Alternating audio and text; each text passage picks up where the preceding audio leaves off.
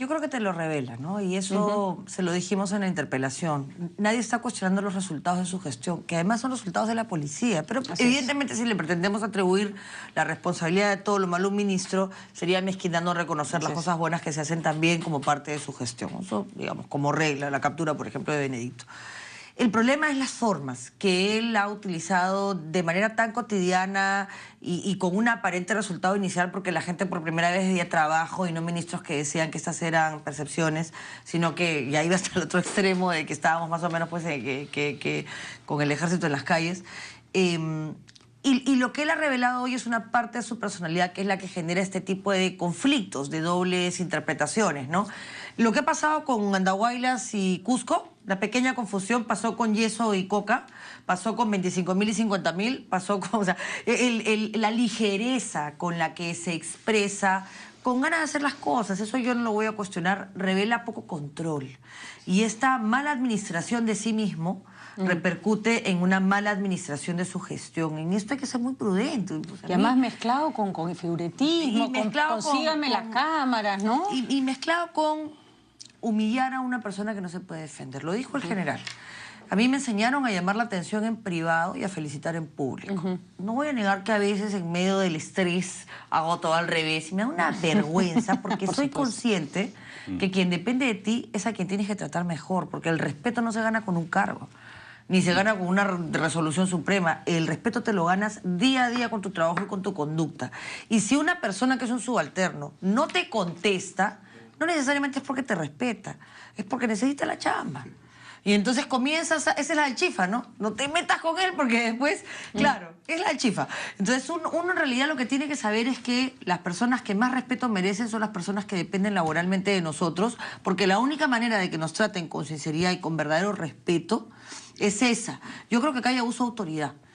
O sea, la persona ha sido ofendida, humillada públicamente porque él lo autorizado, porque la cámara no estaba ahí, no era una cámara escondida, era una cámara totalmente pública. El espacio de lo público y lo privado ya se ha perdido porque él lo ha permitido.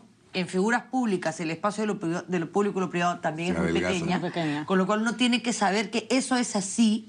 Y a mí me da pena, primero mis disculpas a la persona que fue maltratada públicamente y a lo que representa.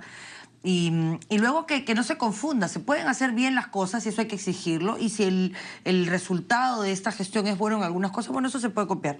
Pero se lo dijimos en la interpelación, ¿no? La violencia se ha convertido en el recurso diario de las autoridades, que es gravísimo.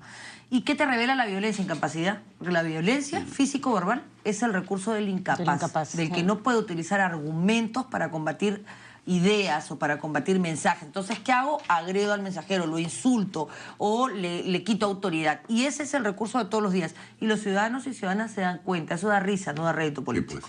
Señor García, por su respuesta, que él debería ir al Señor de los Milagros a pedirle el milagro de que le enseñe a hacer bien las cosas. Antes que lo castigue. Porque no le puedes echar la culpa al Señor de los Milagros y a la procesión de todo lo que está mal. Y lamentablemente se ha demostrado en esta etapa final, por lo menos que él administra, que siempre se le echa la culpa al otro, y lo que hay que ver es la capacidad de corregir lo que está en tus manos, corregir. Porque si todos van a tener la culpa, mejor no te metas a hacer algo que no vas a poder manejar y respecto de lo que no vas a asumir ninguna responsabilidad.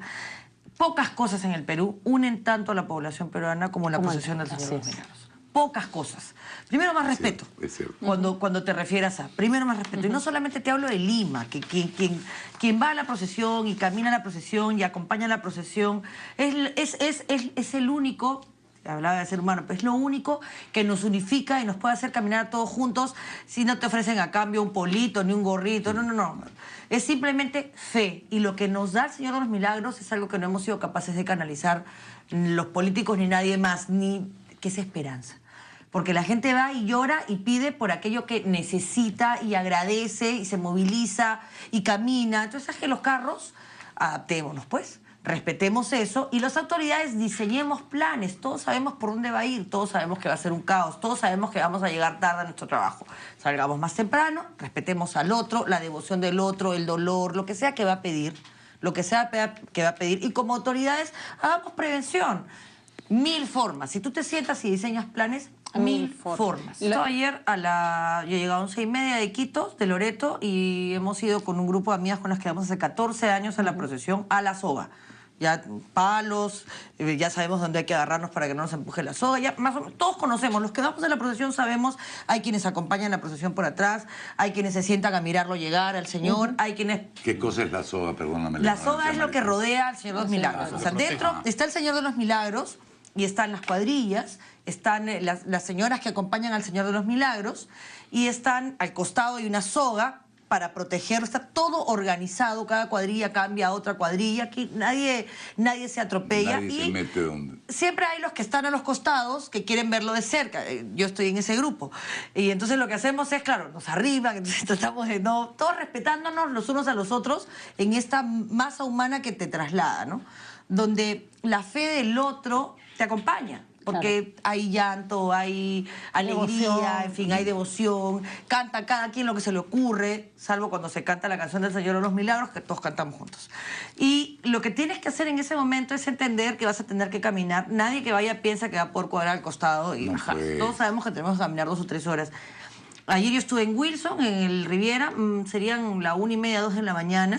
Y evidentemente el tráfico era bastante menor, pero siempre era complicado llegar a la zona donde estaban varias cuadras, más el que vende el choclo con queso, el que vende la pancita, el que vende el rosario, que es parte de la dinámica y de la devoción y de todo. O sea, ¿no? De la lógica, ¿no? Que es un momento de recogerse. Porque además si estás caminando 4 horas, más vale que alguien te venda un choclo con queso. Ah, no, sí. Además que no sé por qué sabe más rico. Es que, en realidad, ¿qué alternativas te quedan frente al incumplimiento de un contrato? Y eso que hemos mejorado en los temas, por ejemplo, de alquileres, y hemos superado el problema del juicio por casa única, no sé si lo recuerdas, que nos llevó a la quiebra hace 30 años como país. Tú haces un contrato y hasta ahí todo bien. Si presentas un arbitraje privado, el contrato se resuelve rápidamente, la gente defiende sus intereses a través del arbitraje. Deberíamos de fomentar las cláusulas arbitrales en todos los contratos, con eso se acaba gran parte de los problemas, porque los arbitrajes que se judicializan son los menos. No hay un costo mayor en el caso de arbitraje. Absolutamente, porque tú pactas arbitraje y en el tema, si tú ves costo-beneficio, un arbitraje te puede costar en proporción a lo que el contrato supone. Ponte que es un contrato de 10 millones de dólares, el arbitraje va a ser proporcional y un proceso judicial no solamente te va a costar la misma cantidad entre abogados y tasas, sino que tienes un factor tiempo que es bastante complicado. Entonces, primero la cláusula arbitral. Estamos hablando de contratos privados, ¿ah? Porque los contratos con el sector público, la cláusula arbitral tiene sus bemoles. Y es que como nadie defiende al Estado, porque la plata es de todos y no es de nadie, los arbitrajes del Estado siempre los pierde el Estado, o pasa como con los penales, en que el contratista se queda con el penal y no tenemos penales a tipo, o como en Iquitos, que la prueba es la mala construcción y no podemos arreglar lo que está mal construido, con lo cual los presos no se escapan de pena. Pero bueno, en el contrato privado, hablo de eso, es muy sencillo la cláusula arbitral. Lo que no hemos hecho es porque el Poder Judicial tiene sobrecarga y eso no va a cambiar.